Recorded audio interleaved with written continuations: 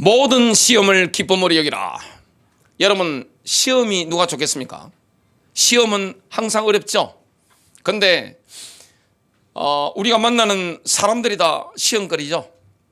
가장 기쁩니다마는 이 사람 저 사람 만나는 게 시험이 됩니다.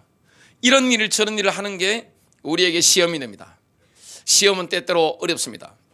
굉장히 괴롭습니다. 어떨 때는 이 시험이 굉장히 달콤하게 다가옵니다. 주님은 우리에게 믿음이 있다면 모든 시험을 기쁨으로 여기라, 이렇게 말씀하고 있습니다. 시험은 우리를 진리로 이끄는 스승 역할을 합니다. 우리가 진리를 언제 깨닫습니까? 정말 유혹받고 시험을 당할 때 하나님은 우리를 테스트하시죠. 새로운 단계로 우리를 진입시키기 위해서 우리를 시험하십니다. 마귀는 우리를 망하게 만들려고 유혹합니다. 영어로 템테이션이죠. 하나님의 시험은 테스트라고 할 수가 있습니다. 이 모든 것들이 우리에게 유익을 줍니다. 왜냐? 저와 여러분이 예수의 피로 씻음 받고 성령으로 거듭난 사람이 맞다면 우리에게 일어나는 모든 시험, 유혹, 어려움, 이게 합력하여 선을 이룹니다. 전부 다 합력하여 선을 이룹니다. 이렇게 배가 가는데 요즘은 이렇게 엔진이 좋죠. 연료가 좋은데 옛날에는 돛을 올리고 이렇게 바람을 따라 이렇게 쫙 갔습니다. 배가 항해할 때 뒤에서 바람이 불어주면 얼마나 빨리 갑니까? 시험이 그렇습니다. 우리를 향한 하나님의 계획, 승리하도록 주님이 우리를 부르셨는데 더욱더 승리할 수 있도록 하나님이 우리에게 시험을 허락하시는 겁니다. 모든 시험을 기쁨으로 여기라. 첫 번째입니다. 하나님께서는 하나님의 백성과의 특별한 관계를 계속해서 발전시켜 나가기 위해 하나님의 때에 시험하십니다. 그 대표적인 인물이 누굽니까? 아브라함입니다. 믿음의 조상 아브라함. 믿음의 조상이라는 것은 성경을 보면 아브라함인데 우리가 아브라함의 발자취를 따라가는 거죠. 그러면 아브라함이 시험을 당했는데 하나님이 테스트하셨는데 우리에게도 하나님의 때에 하나님의 카이로스에 그런 테스트가 분명히 있습니다. 그런데 어느 날 갑자기 오는 거예요. 누가 시험을 당하고 싶겠어요? 여러분, 죽을 것 같은 시험을 누가 경험하고 싶겠냐 말이죠. 그런데 하나님이 하나님의 때에 어떻게 합니까? 위에서 허락하시는 거예요. 하늘에서 결정하면 끝나는 겁니다. 그냥 확 임하는 겁니다. 그게 하나님의 카이로스입니다. 우리가 하나님과 더욱더 친밀한 관계 속에 들어가길 원한다면 반드시 믿음의 시험을 통과해야 됩니다. 믿음의 테스트예요. 이걸 통과해야 되는 거죠. 하나님은 뭘 말씀했습니까? 백세에 낳은 아들 이삭을, 내 사랑하는 아들 이삭을 내게 번제로 드리라. 이게 얼마나 힘든 일입니까? 그 명령을 받았을 때 아브라함의 나이가 한 120살 정도 됩니다. 여러분, 제가 요양원에 매주 들어가서 예배를 인도하기 때문에 주로 연세가 100살 이상들도 좀 계시고 100세 이하도 좀 계신데 그분들의 얼굴에서 제가 볼 수 있는 게 뭐가 보일까요? 바로 무덤입니다. 어떤 목사님이 그러시더라고요. 70대이신데 친구 장로님을 보시면서 이런 말씀하시더만요. 친구의 얼굴을 보니까 무덤이 보인다면서. 아브라함은 지금 120살입니다. 다른 사람들이 아브라함의 얼굴을 볼 때 물론 아브라함의 신체 나이는 굉장히 건강합니다만은 그래도 세월을 어떻게 할 수가 없죠. 무덤이 보이는 겁니다. 이 이삭이라는 존재는 어떤 존재입니까? 100세에 낳은 아들입니다. 아브라함 가운데 빛과 같은 존재입니다. 그리고 하나님께서 아담에게 주셨던 그 말씀, 창세기 3장 15절, 여인의 후손이 와서 뱀의 머리를 상해할 것이다. 이 약속을 붙잡은 믿음의 아들, 정말 귀한 아들입니다. 이는 언약의 후손, 하나님의 다음 세대입니다. 일반적인 아들이 아니에요. 그 아들을 주님이 번제로 드리라고 말씀하는 겁니다. 어떤 명령입니까? 친히 자신의 손으로 사랑하는 아들의 피를 흘리라, 이 명령입니다. 가슴이 찢어졌지만 하나님의 카이로스가 임했기 때문에 감히 지체할 수는 없었죠. 이삭을 번제로 드리라, 이 시험이죠. 아브라함은 하나님의 부활 능력을 믿고 가장 어려운 시험을 이겨냈습니다. 히브리서 11장 19절을 보면요, 아브라함은 하나님께서 죽은 사람들도 살리실 수 있다고 결론을 내렸습니다. 하나님이 죽은 사람을 살릴 수 있다, 이 결론을 내린 거예요. 약속의 아들이기 때문에 하나님이 이삭이 죽더라도 반드시 살려내신다, 이 결론을 딱 내린 겁니다. 이 결론이 나지 않았다면 아브라함은 모리아 산으로 출발조차 안 했습니다. 이건 모든 신학자들이 동의하는 바입니다. 그래서 모리아 산을 향해 갑니다. 아브라함은 본인이 이삭을 번제로 드리는 장면을 하나님 외에는 아무도 목격하기를 원하지 않았어요. 그래서 함께 갔던 종들, 청년들을 머물러 있으라, 이렇게 이야기를 했습니다. 제물이 될 이삭은 나무를 짊어지고 갑니다. 나무가 좀 더 무겁죠. 아브라함은 칼과 불을 가지고 갑니다. 불을 붙여야 되잖아요.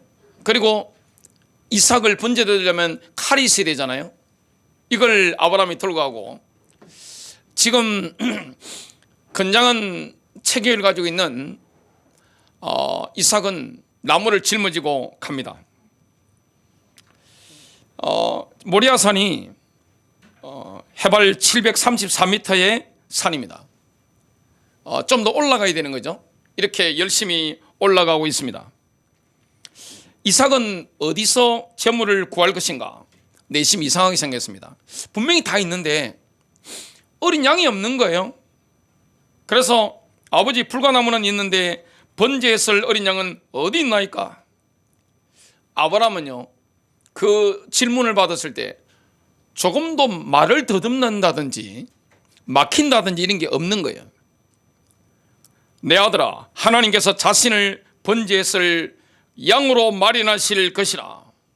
지금 이 대답을 보면 아브라함이 얼마나 영적으로 깊은 세계 속에 들어갔는지 알게 됩니다. 아브라함이 칼을 잡고 가기 전에 먼저 동의를 구해야 되죠. 누구의 동의를 구해야 됩니까?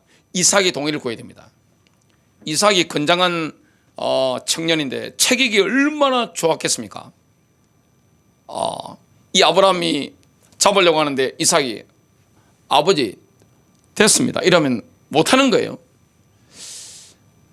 너무나 슬픈 음성으로 하나님의 명령을 전달했습니다.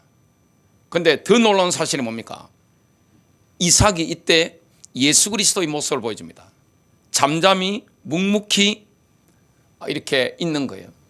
목숨을 바친 겁니다.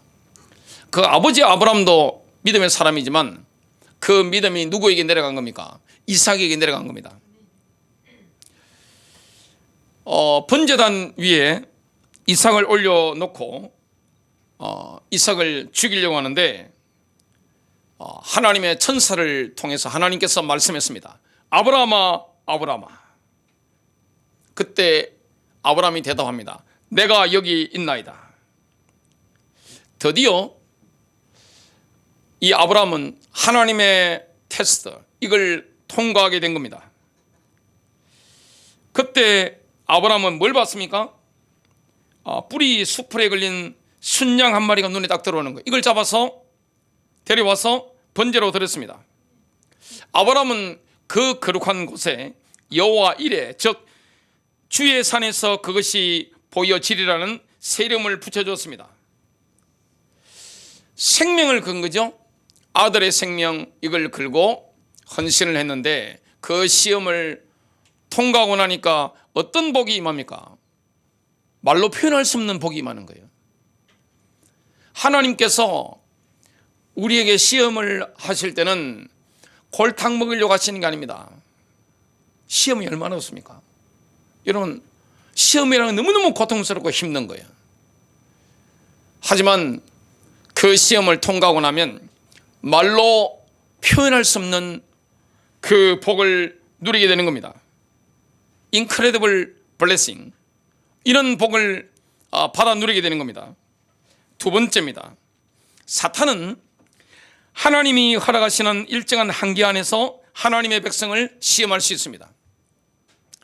눈에 보이지 않지만 사단이라는 존재가 인간을 시험하는데, 하나님의 백성을 시험하는데, 하나님이 허락하시는 그 범위가 있습니다.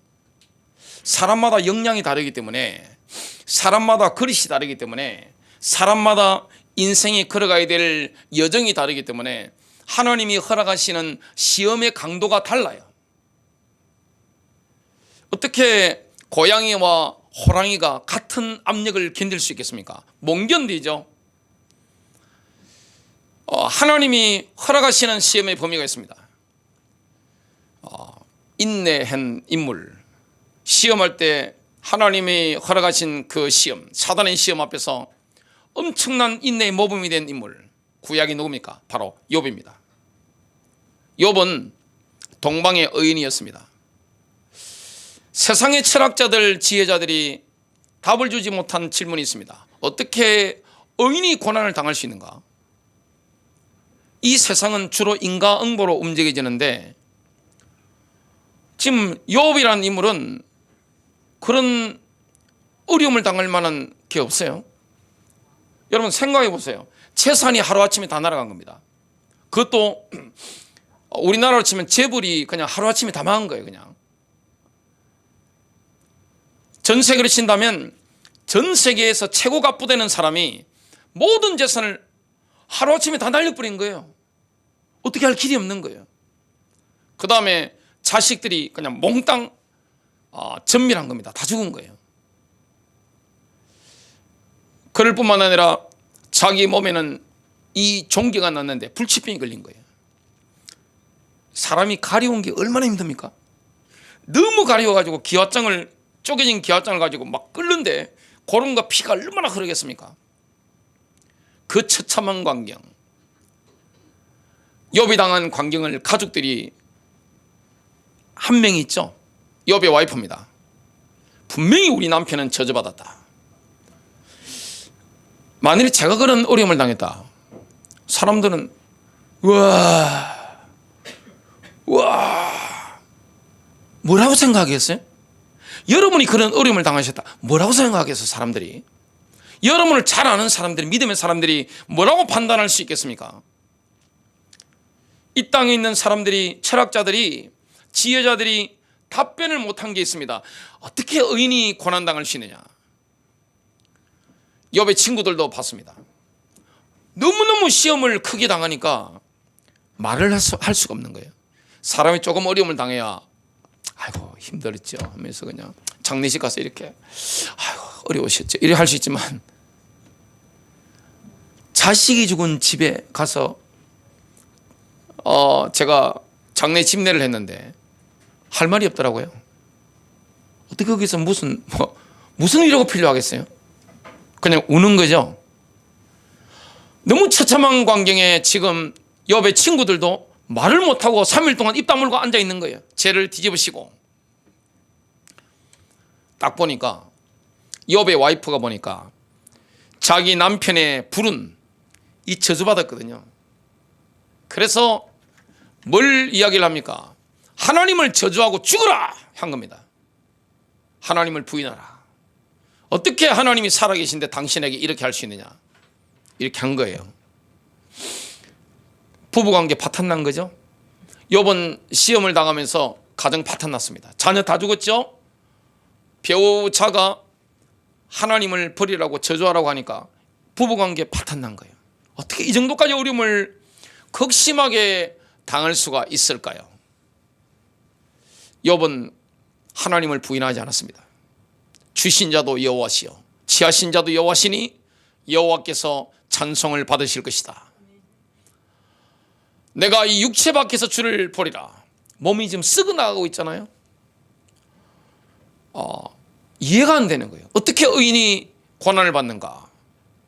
연속적인 타격을 어떻게 믿음의 사람이 받을 수 있는가?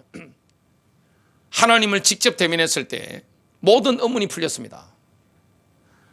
그리고 욥에 대해서 함부로 입을 냈던 욥의 친구들에 대해서 하나님께서 굉장히 분노하신 겁니다. 욥은 하나님의 카이로스에 그때까지 인내했는데 하나님께서 모든 상황을 완전히 반전시킨 겁니다. 이전보다 더 큰 복을 누리게 되는 겁니다. 욥의 인내를 우리가 배우게 됩니다. 욥의 고난 배후에 사탄이 있었던 것처럼 예수님의 고난 배후에도 사탄이 있었습니다.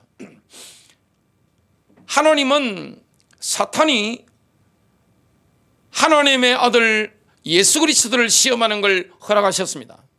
이게 왜 그렇습니까? 예수님의 사역에 유익이 되기 때문에 그런 겁니다.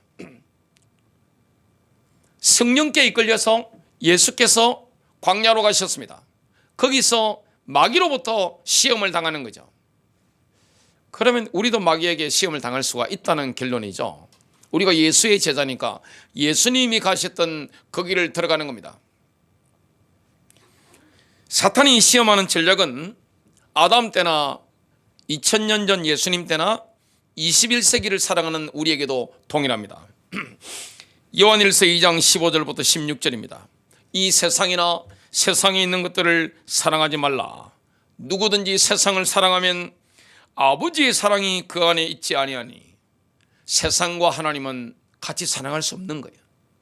우리가 세상에서 있는 걸 사랑하면 하나님의 사랑이 우리 속에 없는 겁니다. 이는 세상에 있는 모든 것이 육신의 정욕과 안목의 정욕과 이생의 사랑이니 다 아버지께로부터 온 것이 아니요 세상으로부터 온 것이라. 육신의 정욕을 가지고 마귀가 시험을 했습니다. 내가 하나님의 아들이면 이 돌들에게 명하여 빵이 되게 하라. 예수께서 지금 40일 동안 금식하시기 때문에 줄이셨습니다. 광야에 있습니다. 광야에 가면요, 저도 유대 광야 가봤는데 슈퍼가 없어요. 거기서 돈 필요 없습니다. 사 먹을 데가 없어요. 아무것도 먹을 게 없습니다. 배고픈 사람에게 그런 시험을 걸어온 거예요.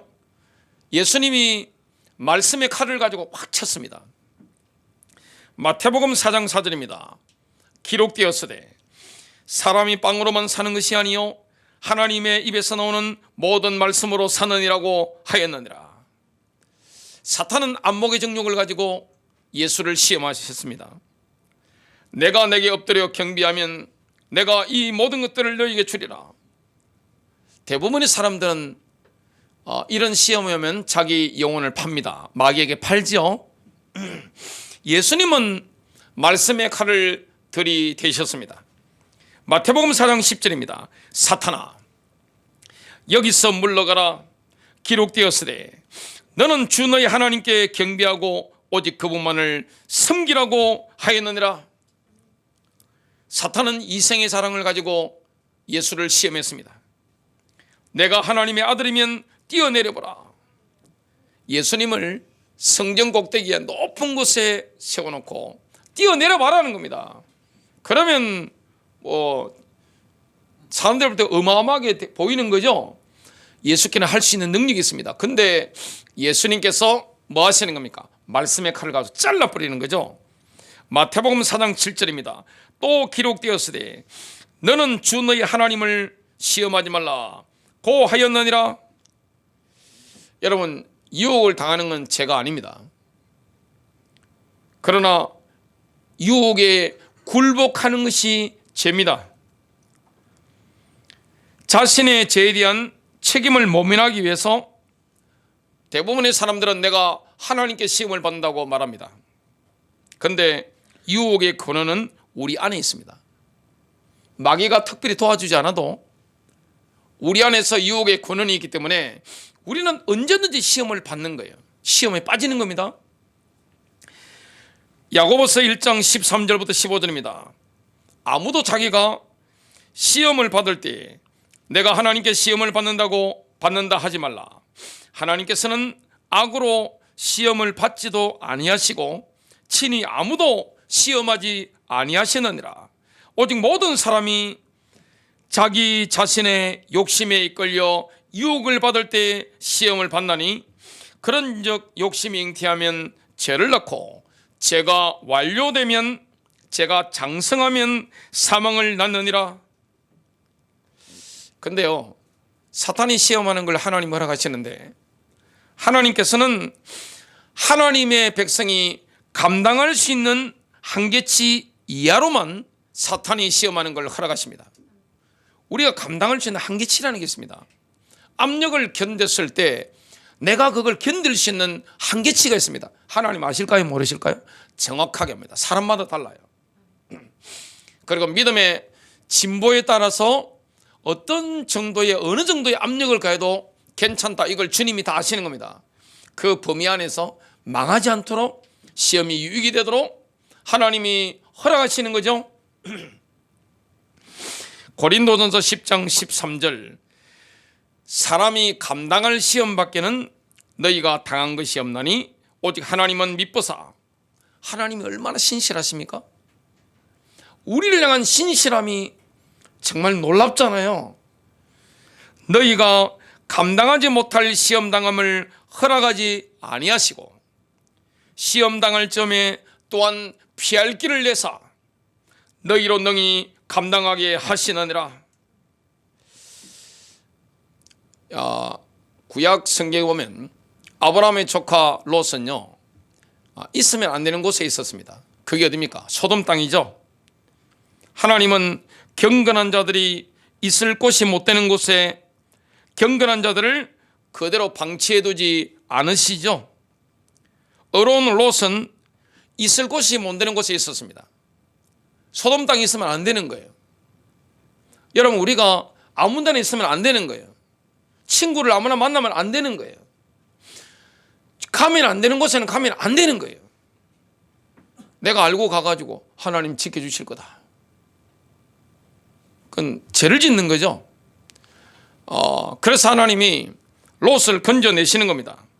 베드로후서 2장 9절입니다. 주께서는 이렇게 어떻게 경건한 자들을, 롯을 말합니다, 시험에서 구해내시고 불의한 자들을 형벌에 처할 심판의 날까지 가두실 것을 아시느니라. 가장 큰 은혜를 받았던 인물이 성경에는 바울입니다. 신약 성경에 바울만큼 큰 은혜를 경험한 사람이 있을까요?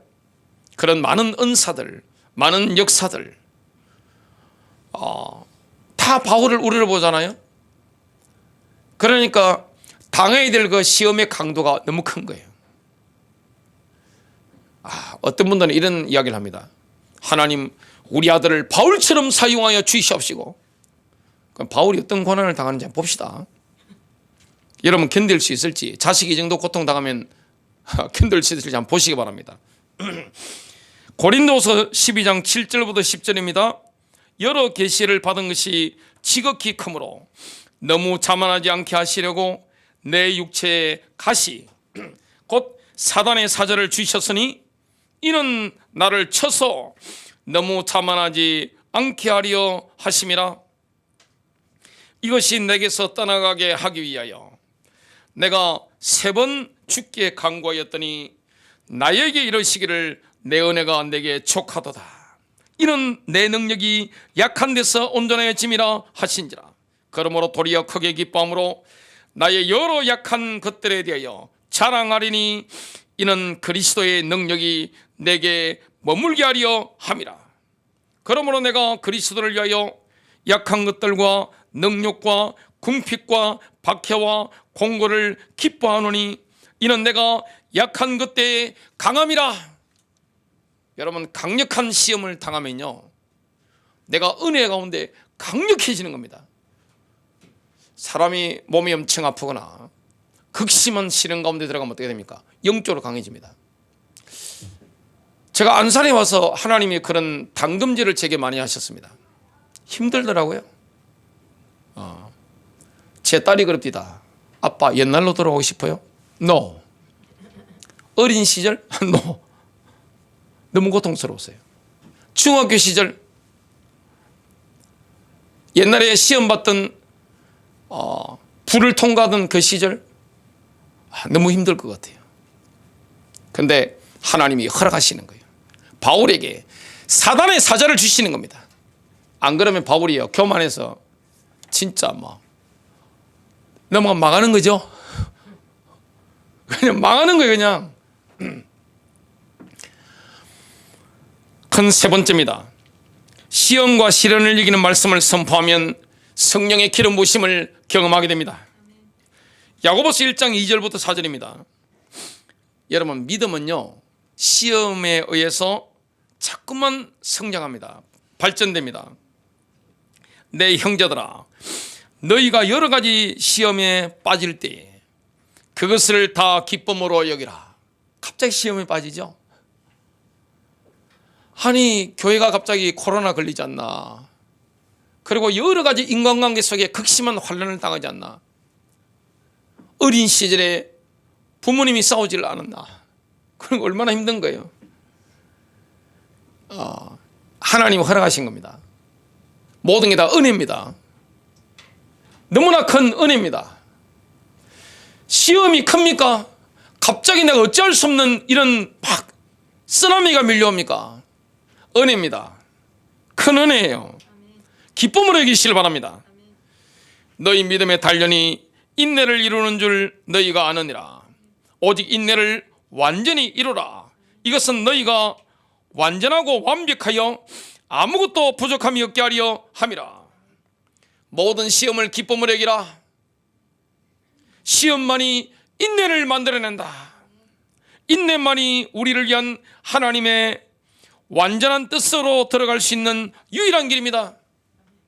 우리가 하나님의 사람으로 만들어지고 주님 우리를 만들고자 하는 작품으로 만드실 때 사용하는 방법이 뭡니까? 시험입니다.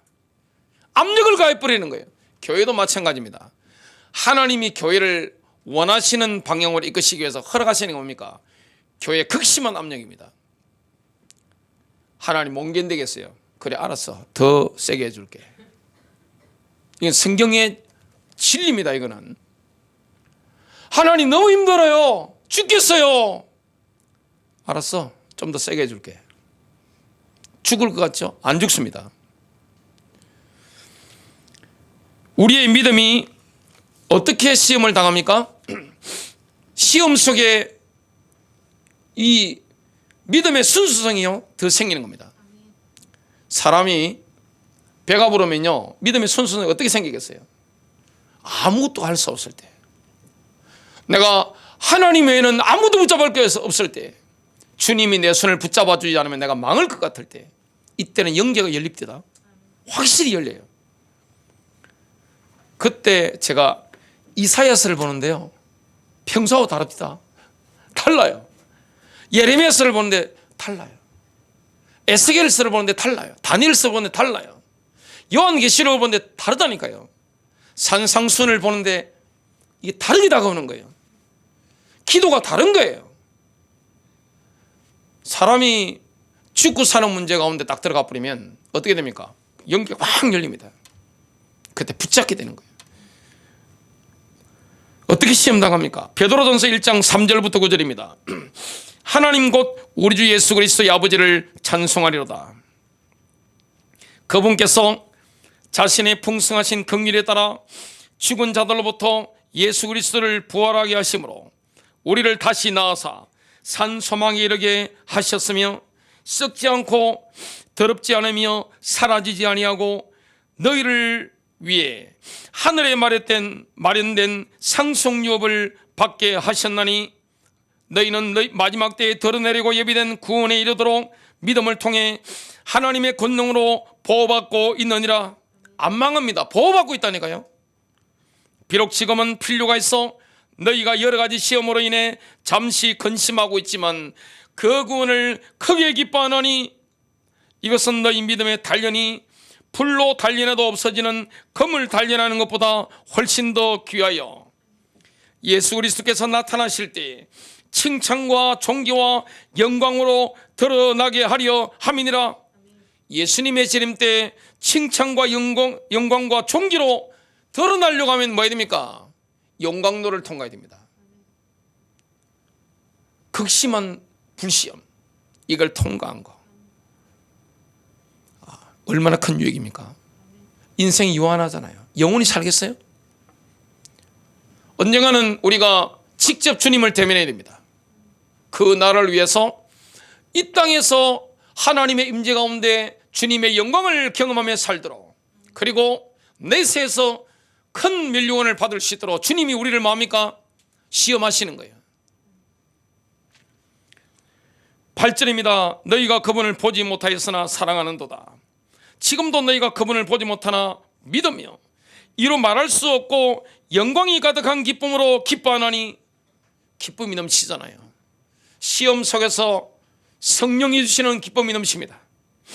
이는 너희가 믿음의 결말 곧 너희 혼의 구원을 받았기 때문이라. 여러분, 교회 안에서 미움, 다툼, 시기질 때문에 시험 들 수 있습니다. 제일 힘들게 만드는 게 뭡니까? 사람입니다. 내가 시험을 줄 수도 있습니다. 우리는 시험을 받을 수도 있습니다. 그때는 일단 판단하는 마음을 내려놔야 됩니다. 판단하면 안 되는 거예요. 우리가 상대방의 입장과 속사정을 알겠습니까? 몰라요. 주님 외에는 잘 몰라요. 내가 교회 안에서 시험에 빠졌을 때 판단하는 마음을 버리고 하나님의 명령에 순종해야 됩니다. 영이 살아있다면 주님이 시키는 게 있습니다. 거기에 순종해야 됩니다. 야고보서 4장 7절입니다. 그러므로 하나님께 복종하라. 마귀를 대적하라. 분명히 배후에 마귀가 있기 때문에 대적하라. 그리하면 그가 너희에게서 도망하리라.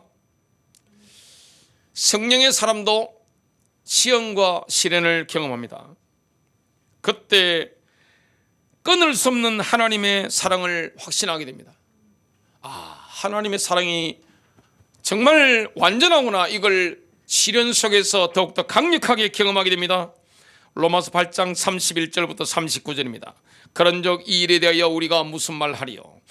만일 하나님이 우리를 위하시면 누가 우리를 대적하리요? 자기 아들을 아끼지 아니하시고 우리 모든 사람을 위하여 내주시니가 어찌 그 아들과 함께 모든 것을 우리에게 주시지 아니하겠느냐? 누가 능히 하나님께서 택하신 자들을 고발하리요? 어렵다 하시는 이는 하나님이시니 누가 정죄하리요? 죽으실 뿐 아니라 다시 살아나신 이는 그리스도 예수시니 그는 하나님 우편에 계신 자요 우리를 위하여 간구하시는 자신이라. 주님은 우리를 위해 중보하고 계십니다. 안 망합니다. 여러분, 안 망해요. 안 죽어요. 죽어도 괜찮아요. 누가 우리를 그리스도의 사랑에서 끊으리요? 환난이나 공고나 박해나 기근이나 적신이나 위험이나 칼이라. 기록된 바 우리가 종일 주를 위하여 죽임을 당하게 되며 도살할 양같이 여김을 받았나이다 함과 같으니라. 그러나 이 모든 일에 우리를 사랑하시는 이로 말미암아 우리가 넉넉히 이기느니라.